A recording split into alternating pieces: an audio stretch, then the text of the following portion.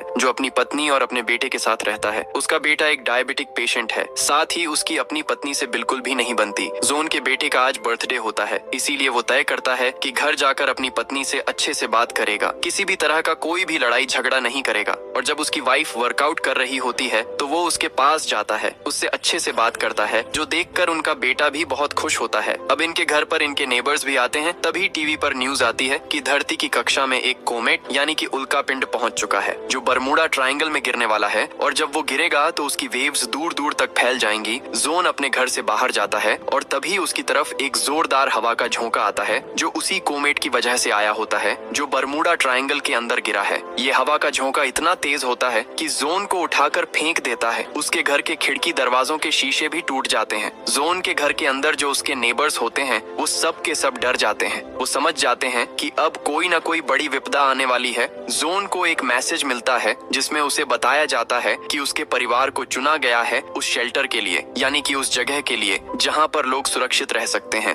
ये बात जब जोन के नेबर्स को पता चलती है तो उन्हें बिल्कुल अच्छा नहीं लगता, क्योंकि उनका मानना है कि सबको सुरक्षा मिलनी चाहिए। वो सब के सब उसके घर से निकल जाते हैं। अब जोन और उसकी पत्नी अपना सामान पैक करते हैं और अपने बेटे को लेकर गाड़ी में बैठकर यहाँ से निकल रहे होते हैं। तभी उनकी एक नेबर गाड़ी के सामने आ जाती है। वो जोन से कहती है कि मेरी बेटी को भी अपने साथ ले जाओ, पर जोन चाहकर भी ऐसा नहीं कर सकता, इसीलिए जोन को वहाँ से निकलना पड़ता है। अब वो एयरपोर्ट पहुँच जाता है जहाँ पर बहुत सिक्योरिटी होती है, चारों तरफ आर्मी होती है, और एयरपोर्ट के अंदर वही लोग आ सकते हैं जिन्हें शेल्टर के लिए यानी कि सुरक्षित जगह के लिए चुना गया है।